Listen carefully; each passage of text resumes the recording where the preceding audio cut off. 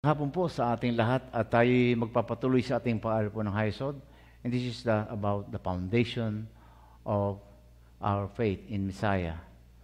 So, ang ating pong pag-aaral ngayon na ating sasagutin ay, pinayagan po ba ni Pablo na mamili tayo ng araw ng pagsamba?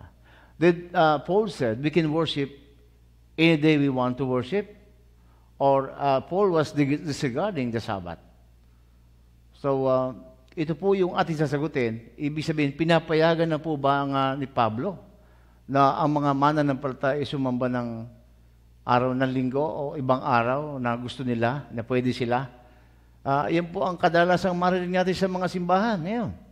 So, yan po ang sasagutin natin dahil ang binabasa nila ay Bible din.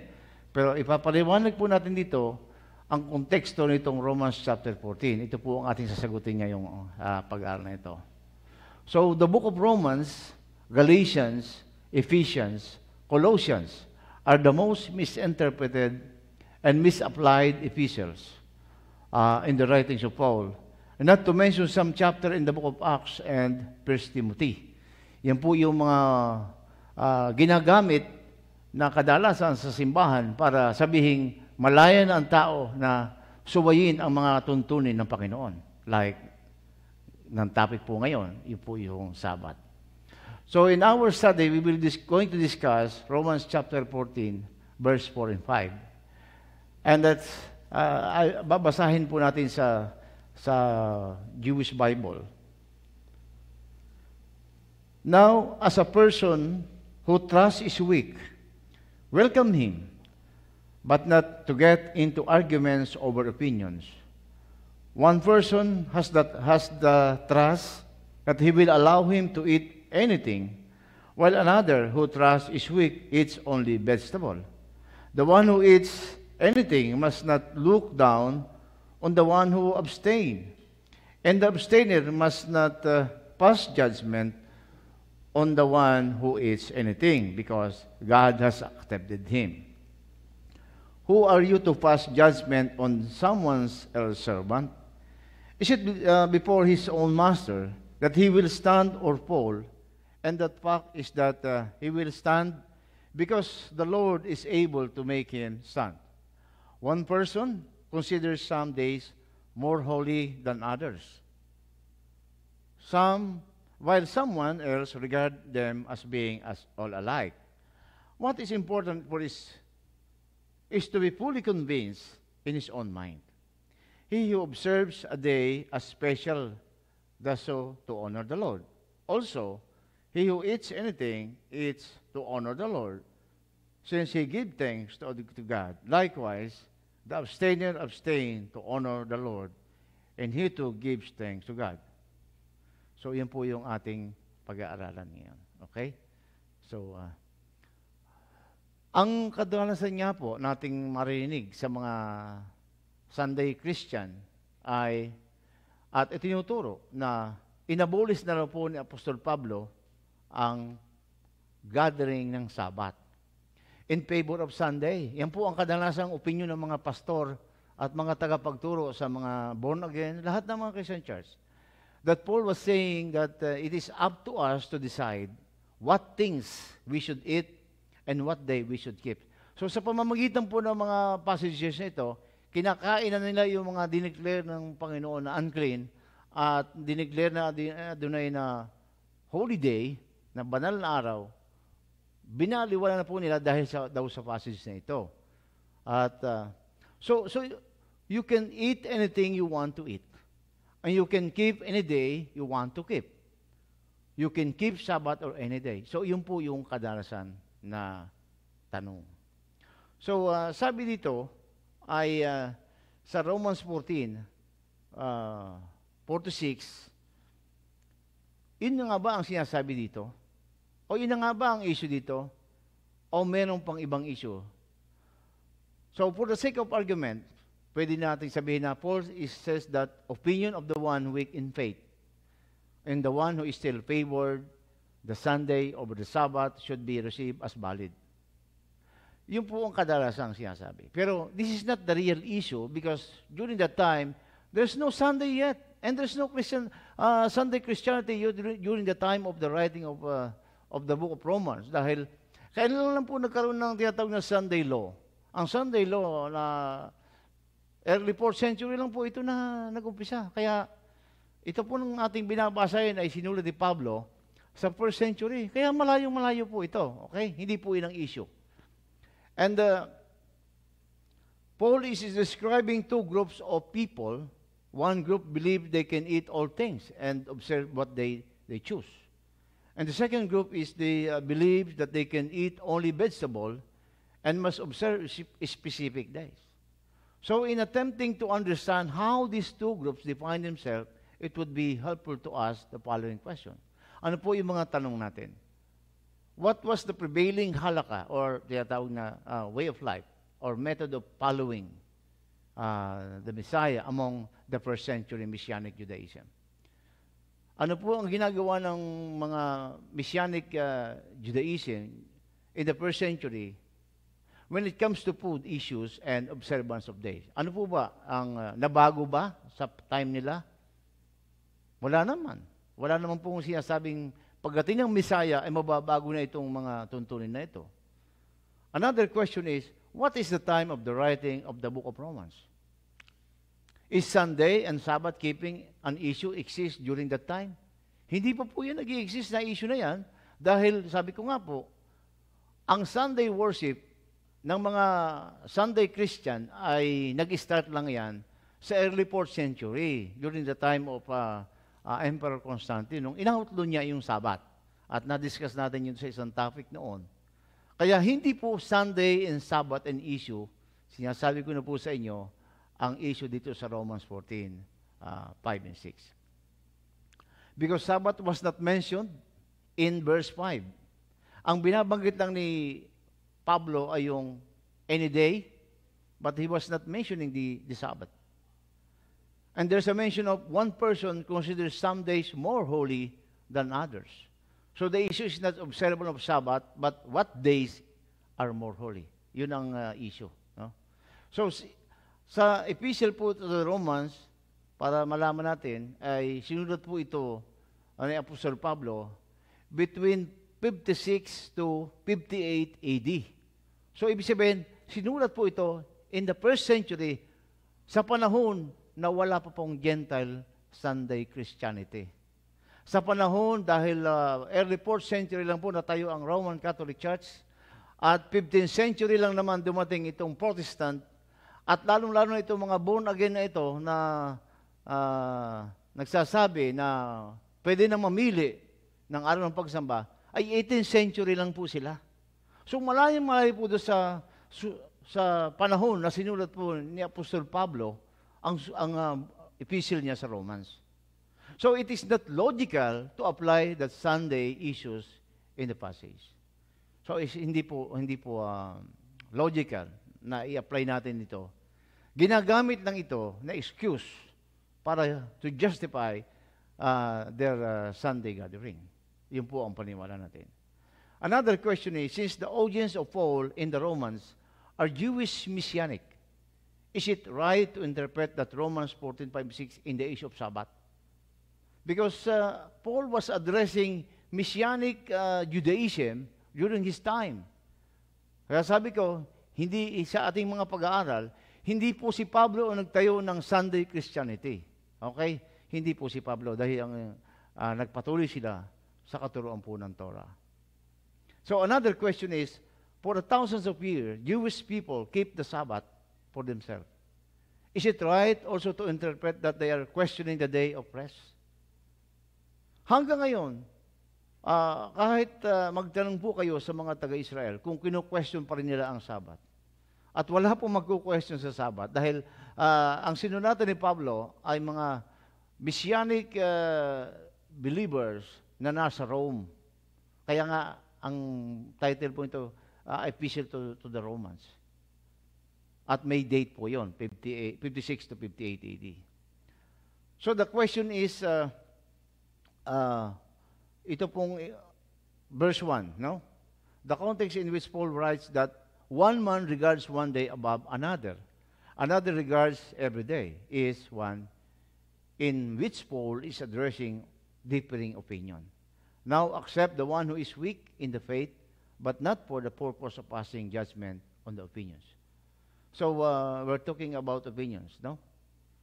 We should take note that Paul is not giving his opinion here, but restating what must have been the varying opinions of others within the synagogues of Rome. Because ang issue po na sinunatan ni Pablo ay issue within the synagogue in Rome. Kaya sabi ko, wala pa nga pong Christian church during that time. Paano nung sinasabing ito na? So malayo po, no? So in the end, Paul is unwilling to side with either opinion, indicating both are valid. Bakit kaya? Bakit kaya si Pablo ay hindi nagbigay ng opinion? Ang sinabi lang niya, tanggapin ang mahina sa pananampalataya. Pero inassume agad ito ng church na pwede nang tanggapin yung linggo. Wala nga pong nakalagay ditong Sabat ng pinag-uusapan dito. Second, it ought to be recognized that the issue of Sabbath observance should not be handled with the realm of opinion. Kung matatandaan po nyo, Sabbath is part of the 10 words given by the Lord. It's a covenant. It's a covenant sign. Kaya hindi po ito pong i-handle ng opinion lang ang pag-celebrate ng Sabbath. When there was certainty, there are certain varying opinions on how the Sabbath ought to be observed. And there is no record of debate whether Sabbath was a matter of differing opinion during the time of Paul. Ang problema at madalas na issue within the synagogue is kung paano isi-celebrate properly ang Sabbath. Pero yung Sabbath itself, hindi yung pinag-uusapan. Hindi yung pinagtatalunan. Ang pinagtatalunan na, how properly observe the Sabbath. This is because Sabbath observance is one of the highest concern of observance among all of the various sects in Judaism. So mapapunta sa Orthodox, sa mga Haredim, whatever sect in Judaism, Sabbath, no question sila sa Sabbath. Kaya po, hindi po talaga Sabbath ang pinag-uusapan nito. Third, the context is clearly one of the halakhic differences, not a theological progression from established law or to the abolishment of the law. Hindi po ito yon, no? So ito po yung tinatawag na way how to properly observe it. Hindi mismo yung tuntunin. So the first illustration was given by Paul is that of food, ginamit niya. One man has faith that he may eat all things, but on who is weak with vegetable. So, pong binanggit dito ni Pablo na vegetable, illustration na how he saw that this differing opinion within the synagogue, na ikinumpa lang niya sa pagkain. Mayroong tao na kung kumain ay ayaw niya yung type ng pagkain na yun. Meron naman sa kanya, pwede yun. Pero kay Pablo, hindi po big deal yun. Bakit hindi big deal kay Pablo itong issue na ito? At bakit hindi siya nag-side? Pero kung iyan po ay Sabat, definitely si Pablo ipaglalaban niya. Dahil naniniwala siya sa Sabat ng Panginoon. Fourth, apparently the same question of purity or the so-called halakhic existed in the synagogue of Rome. Is meat offered to idols impure? Is food handled by Gentiles unclean? Cannot you eat meat which has been slaughtered by Gentiles? So, iyan po ang mga maaaring tinatawag na differing opinions. Kasi sa context po ng Israel, hindi sila kakain ng karne na galing sa palengke na nag-slaughter ng mga Christian. Hindi po sila kakain dahil meron silang tinatawag na rabbinic slaughter way. Meron silang tinatawag na rabbinic how to slaughter the animal in a rabbinic way. Kaya hindi sila kakain yan. Sapagkat in the context po of the Gentile, in the time of Paul, ay bago dalhin sa palengke ang mga in-slaughter na mga hayop, muna dinadala sa mga pagan temple para i-offer. Definitely hindi kakain yan ang mga Messianic Jew. So, ang nakikita po natin ito, yung nag-i-interpret ito ay ignorance in the background of Apostle Paul. Because Paul is a rabbi, definitely, ipagtatanggol po ni Apostle Pablo ang teaching ng Torah. Kaya hindi ito sa Sabbath, but how to properly apply this particular instruction of the Lord from the Torah. So for Paul, as both Pharisees and rabbi of Torah, it is impossible for him to abolish entirely the institution of the Sabbath and the appointed times without deep study or investigation. Hindi po niya tatalikuran kailanman ang Sabbath. At kung iniisip po ninyo na si Pablo ang nagtayo ng Sunday, hindi po niya magagawa. Being a rabbi, and of course, being a Pharisee, pag sinabing Pharisee, ito po ay mahigpit sa pagsunod sa tuntunin ng Panginoon. First, along with the laws of ritual purity, the Sabbath issue was of highest importance in the first century Judaism, and it could have simply been dismissed without an obvious and public outcry. Sapagkat kung sino man sa kanila, mayroon pong batas sila sa within Judaism na ang sino man tumalikod sa Torah at nagturo nito ay hindi po ito makakawala on notice dahil definitely makakating sa authorities. Like what happened when the Messiah was teaching in the synagogue, he was being heard. Pinakikinggan siya, he was being observed by many Pharisees and the Sadducees, how he interpreted the Torah. Kaya hindi po ito makakawala itong isyong ito. Lalo na sa time ni Paul, na buhay na buhay po ang tinatawag niya Messianic Judaism. Secondly, from both of the Torah and the prophetic scriptures, we learn that Sabbath is very important to God because it is the fourth commandment. Sa tinatawag sa Christian na commandment. So ito po'y pang-apat. That He commanded capital punishment for breaking the Sabbath indicated the level of importance He placed upon it. Kung matatandaan po nyo sa Book of Numbers, chapter 15, verse 32 to 36, mayroon po doon nahuli na nangangahoy sa araw ng Sabat. Nagtatrabaho. Ano po ang ginawa? Tinawag sila at dinala ni Moses sa Panginoon. Ano po ang sabi ng Panginoon? Batuin hanggang mamatay sa harapan ng mga tao para hindi pamarisan.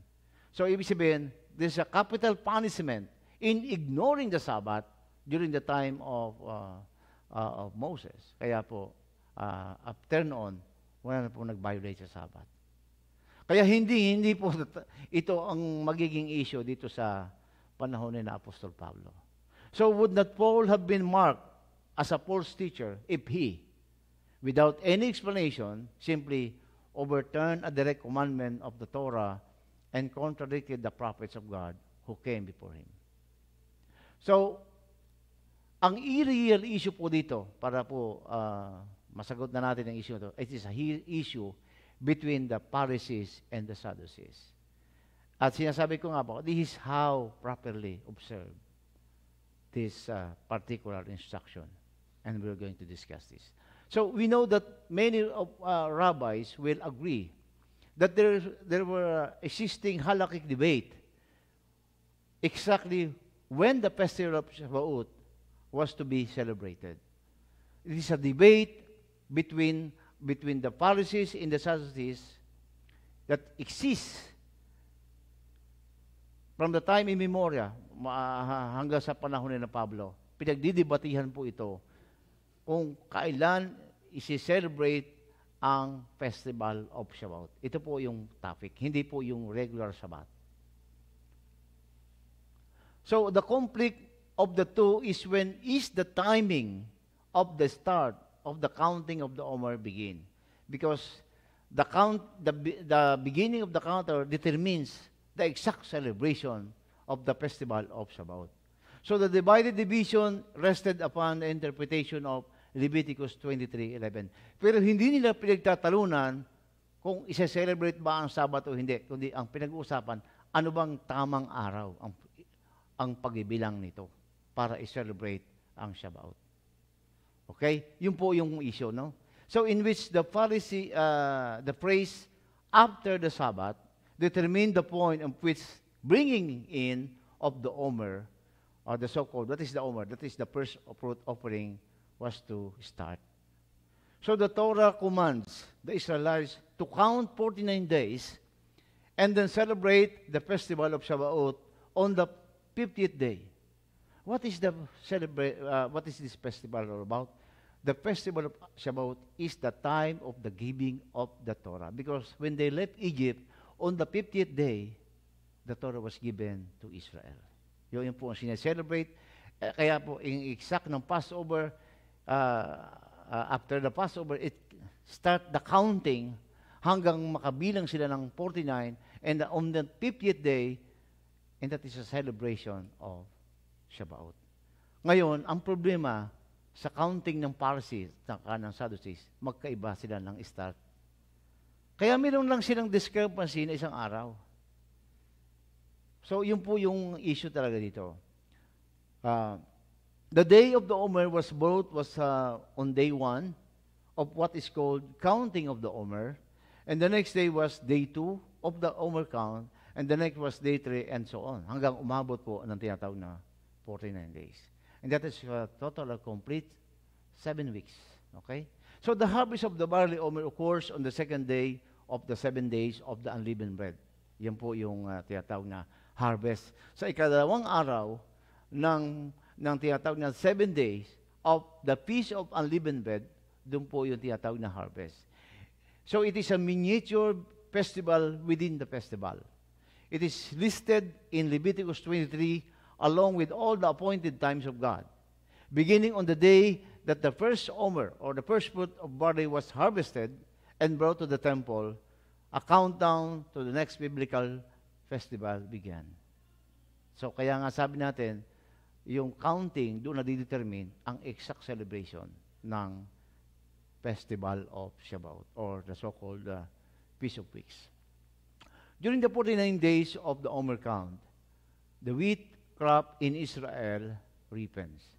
And by the end of the Omer count, the crop is ready for harvest, and the first fruit of the wheat crop can be brought to the temple for Pentecost celebration, the so-called Shavuot. Huwag po tayong malito, dahil yung pong Shavuot at Pentecost ay isa lang pong ibig sabihin. Ibig sabihin 50 days. So, however, in the apostolic era, the Pharisees and the Sadducees disagreed about the timing of this ritual. Yung po ang pinagtatalo nila.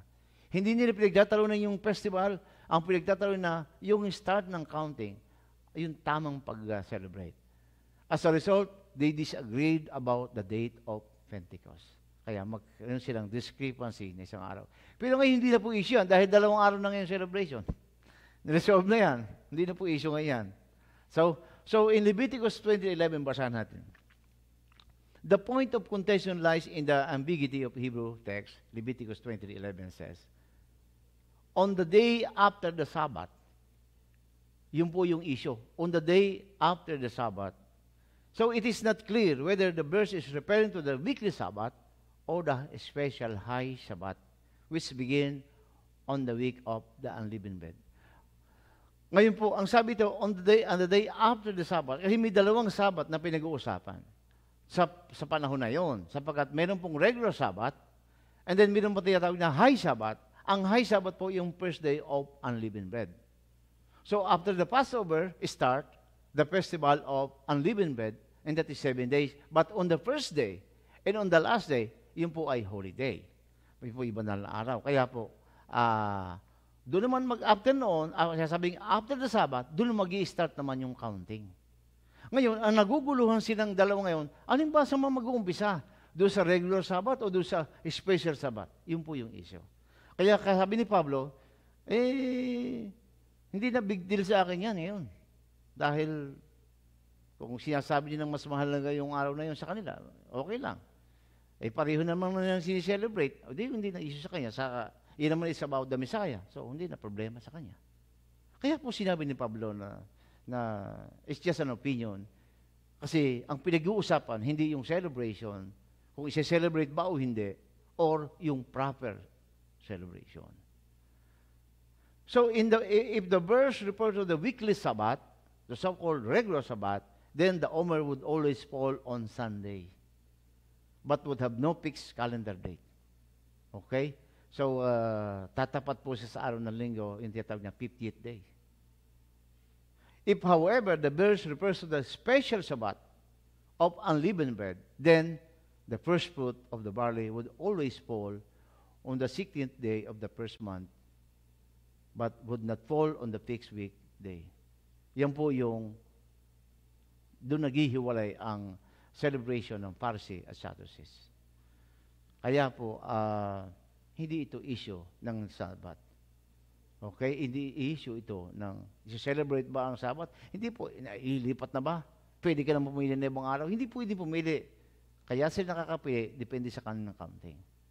So, yun ang dapat iwanaan natin na hindi ina-abolish ang Sabbath o hindi yung samba magsisimula ng counting. So, the Pharisees and the Sadducees division. This being the case, this is the most prominent sect of the Jews celebrated one of the appointed festivals Sukkot on different days. Itong dalawang ito. Nagse-celebrate sila pareho magkaibang araw. Because their starting point for counting the required 5 days was different. So nagkakahiwalay sila sa ending. So the decision on when exactly Shavuot should be celebrated is just an issue between both the Pharisees and the Sadducees in the synagogues at Rome, to which Paul addressed his remarks. Sabi niya, one man regarded one day as the correct day to set apart for the festival, while another man could have celebrated Shavuot on either of the days chosen by differing halakha or opinion or method of following. So, yun po ang sinasabi ni Pablo. So, the counting of the Omer is a biblical commandment incumbent upon every believer. Ito po ay ipinag-utos ng Panginoon sa Leviticus 23 na magbilang.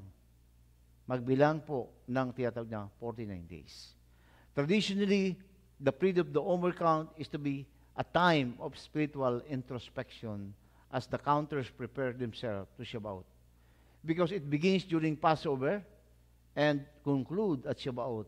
So the counting of the Omer remembers the journey from Egypt to Mount Sinai. Kaya there is a strong connection between the feast of Passover and unleavened bread and Shavuot because of this counting.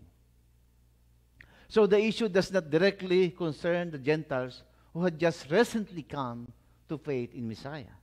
So hindi po ito problema ng mga Christian ngayon, itong isyong ito. Ginagamit lang nila itong isyong ito to justify their Sunday gathering. Because yung mga kagaya po natin, babago lang tayo nag-aaral ng Torah, hindi natin i-issue ito sa kanila lang ito eh. At saka sabi nga, may konteksto ito dahil sa panahon pa ni Pablo ito. At sabi natin, nung panahon na yun, wala pa namang Sunday Christianity. So, paano ito maging issue sa kanila? So it is very improper for Gentile to get involved in this scholarly debate as the issue is not anymore about obedience. So the context in which our text is found is one in which Apostle Paul is concerned that the opinion of the 1 week in faith be honored by those who are apparently stronger in faith. Now accept, sabi niya, the one who is weak in faith but not for passing judgment on his opinion. Malalim po ito, kung hindi mo na intindihan, ang problema ng Pharisees at Sadducees during the time of Paul, tapos makikisaw-saw ka sa problema ng ito, ay hindi mo talaga maintindihan to dahil wala ka naman sa panahon na yon. At para gamitin mo naman ito, para i-justify mo yung Sunday gathering mo, ay maling-mali ka rin dahil ibig sabihin, minamali mo si Pablo.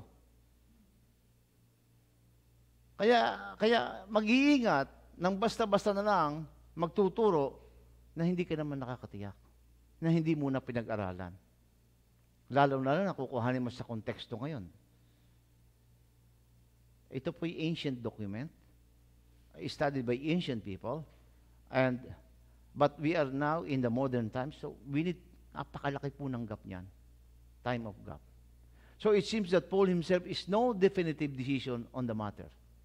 He simply admonished them to be convinced in his own mind, but not to consider the opinion of one group to exclude the view of the other. Here is a valid and well-documented halakhic situation where the community of pious Jews disagreed on when the Torah festival was to be celebrated. So ito po ay opinion ng Pharisees, Sadducees, na si Pablo ay hindi nagsasay dahil siya ay messianic na siya. Pero but si Pablo po ay galing sa Pharisees. Para sa ikgrupo siya. So to apply the Pauline phrase, one man regards one day above another, or another regards every day to this scenario makes perfect sense, both contextually and historically. Yun po ang tama. Kasi merong nagpapahalaga, sabi ng mga Pharisees, ang counting yan, on the first day of the Omer, it start doon sa festival ng unleavened bread. Sabi ng mga Sadducees, hindi, ang counting yan after the regular Sabbath. So magkaiba lang sila ng start ng counting, pero ang goal nila, mag-celebrate. Yun po ang issue dito. Kaya meron na silang differing opinion, pero ang purpose is to celebrate pa rin, hindi baguhin. Ganun po. Nagkaiba lang sila ng counting. So to apply the passage literally in our present situation, like the Sabbath and Sunday issue, will be a disaster. Hindi po narapat. It is contextually and historically impossible because the writings during the time of Paul happened in the first century, not in our time. Kaya po, hindi po tinutukoy dito yung issue ngayon ng Sunday and Sabbath. What is the date of writing of the Messianic Jews in the city of Rome?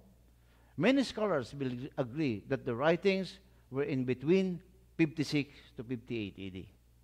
So it happened in the first century, during the time of the apostle.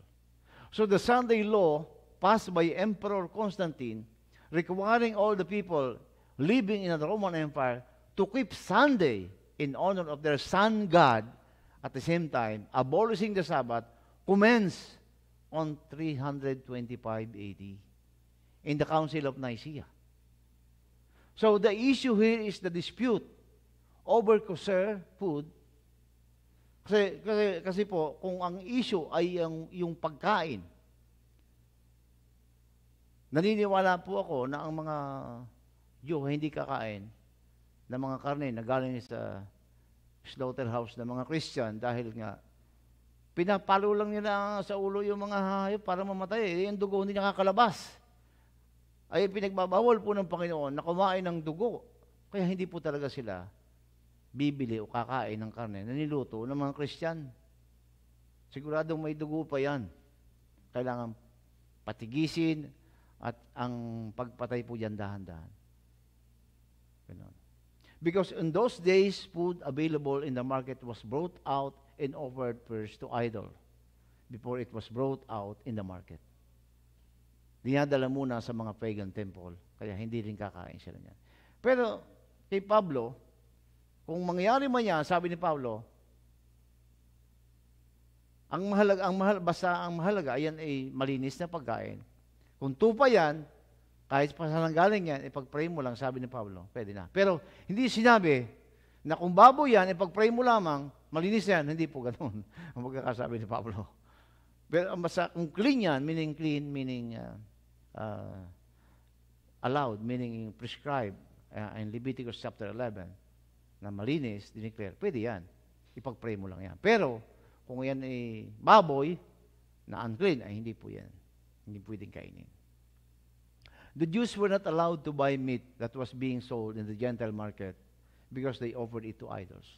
In addressing this issue, we can quote Paul's advice to Timothy that as long as it's kosher, we can eat meat, even it was offered to idol. For those who are weak, we should not force them to eat since they are still young in the faith. Hindi pwedeng pilitin kumain kung ayaw pa rin. Pero sabi ni Pablo, kung ikaw ay mayroong faith at mataas ka na sa panampalataya, kahit pa in-offer yan sa idol, basta ang masiguraduhin mo lang na malinis yan, na dineclare sa Romans sa Leviticus 11, pwedeng kainin. So, the Sabbath in the Sunday is not the issue in Romans 14, 5 to 6. Hindi po talaga. About the current issue that the church had been taught that Sabbath had been abolished by Apostle Paul in favor of Sunday is not true. This is out of context in Romans 14. So, ang mga nagtuturo po niyan na ginagamit ang Romans 14, 5 and 6 ay mga false teacher dahil hindi niya naiintindihan ang kanilang tinuturo. Hindi niya naiintindihan ang konteksto na sinasabi ni Pablo.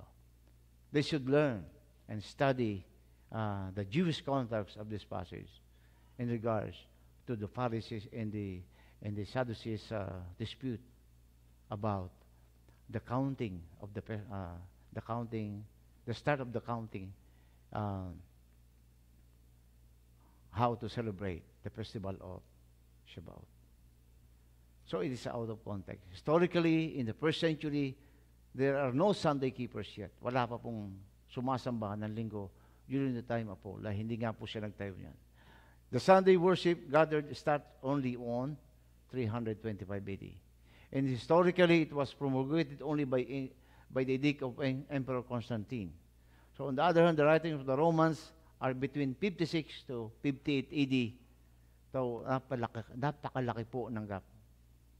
It's more than 200 years ang difference. Kaya hindi po yan. So what is our summary? The mention of the holy days or special days here is about the differences between the Pharisees and the Sadducees. The issue is on the exact day of celebration of Pentecost or the so-called Shabbat in Hebrew. Paul did not give his favor or sided to anyone. It was not our concern as Gentile. This is definitely purely a scholarship, not about obedience. So ito po ay napakahalaga na unawain natin dahil pag sinunod po natin ang mga aral na ganyan, mapapalayo tayo sa Diyos. Halit na mapabuti, lalo pa tayo mapapasama sapagkat umaayon tayo sa maling aral. Kaya po, tandaan natin, hindi po ito tungkol sa araw ng pagsamba na sinasabi na wala na po ang Sabat at ipinalit na ni Pablo ang Sunday. Wala namang maliwanag na sinabi yun eh. Ina-assume lang nila na yun ang ibig sabihin noon, pero wala pong clear conclusion si Pablo doon. So the mention of holidays or special days here is about the difference between the Pharisees and the Sadducees. This is on the exact day of celebration of the Pentecost or Shabbat. Paul did not give his favor or sided to anyone. It was not for our concern as Gentile. Pero alam niyo po, gusto ko lang bigyan kayo ng information. Doon sa iba ko pong research ay ang pinalo po ng Messiah. Because yan po yung issue na bago pa dumating ang Messiah. Issue na po yung pag-start ng counting ng Sadducees at ng Pharisees. Issue na yan bago pa dumating ang Messiah. At ano niyo po ang sinunod ng Messiah? Yung pong counting ng Pharisees. Kaya, nag-start siya ng counting after the Sabbath. Yung tinukoy pong Sabbath doon ay yung Feast of Unleavened Bread. Yung first day of Unleavened Bread. Doon siya nag-start after noon. So, yan po ang conclusion natin. We should not interpret Apostle Paul. Definitely, he's not saying that we can choose any day of our service. Nor promoting we can eat anything we wanted to eat. Hindi po, yan ang mini Paul. Sapagkat si Pablo po ay faithful po siya sa pagsunod sa Torah and sa Messiah. Hindi po niya inabolish ang Torah. Sinabi niya sa Romans 3:31, does it mean that because of the faith, we abolish the Torah? No, sabi niya. We uphold the Torah, sabi niya sa Romans 3:31. And Romans 7:14, Apostle Paul said, for we know that the Torah is spiritual. Sabi niya, spiritual. 7:12, wherefore the Torah is holy and the commandment is holy, just and good. Yan po niya ang mga sinabi niya about the Torah. So, ang Romans 14 po, verse 5 and 6 was poorly interpreted by Sunday teachers. Or they intentionally misinterpreted the passage to suit their theological bias against the Torah and against the Jewish people. So, yan po ang masasabi natin dito. At kung kayo po may comment, pwede po kayo mag-comment o magtanong. At yun lang po. Baruch Hashem Adonai. Blessed be the name of the Lord.